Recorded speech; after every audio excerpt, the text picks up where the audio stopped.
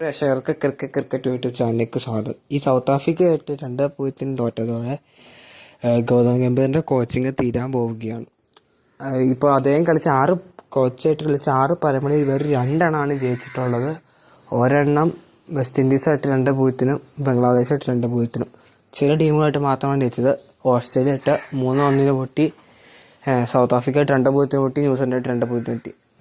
Test സ്പെഷ്യലിസ്റ്റുകളെ പകരം അദ്ദേഹം ടീമുകളിൽ ഓൾറൗണ്ടറുകളെയാണ് നിറയ്ക്കുന്നത്. അതുകൊണ്ട് തന്നെ അദ്ദേഹത്തിന് കനത്ത വിമർശനമാണ് അദ്ദേഹത്തിന് ഇപ്പം നേരിടാൻ സാധിക്കുന്നത്. അദ്ദേഹത്തിനോട് ടെസ്റ്റിൽ നിന്നും കോച്ചിങ് മാറാൻ തന്നെ പല മുൻ താരങ്ങളും പറയുന്നുണ്ട്. അശ്വിൻ, വിരാട് കോഹ്ലി, രോഹിത് ശർമ്മ ഇവരെ 3 പേരെ വിരമിച്ചതും കൂടാതെ തന്നെ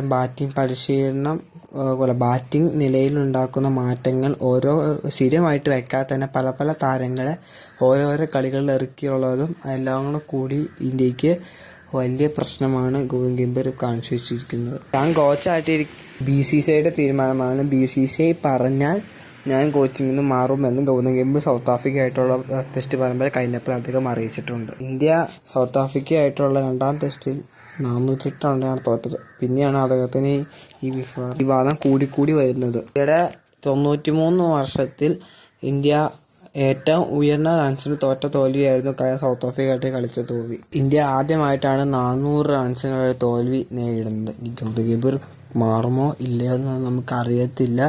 വേണമെങ്കിൽ അദ്ദേഹത്തിന് ഒരു പരമ്പരയ്ക്കുള്ള ചാൻസ്, അടുത്ത ന്യൂസിലൻഡായിട്ടുള്ള പരമ്പരയ്ക്കുള്ള ചാൻസ് നൽകി അദ്ദേഹത്തിന് ജയിക്കാൻ അനുമതി കൊടുക്കുമായിരിക്കും.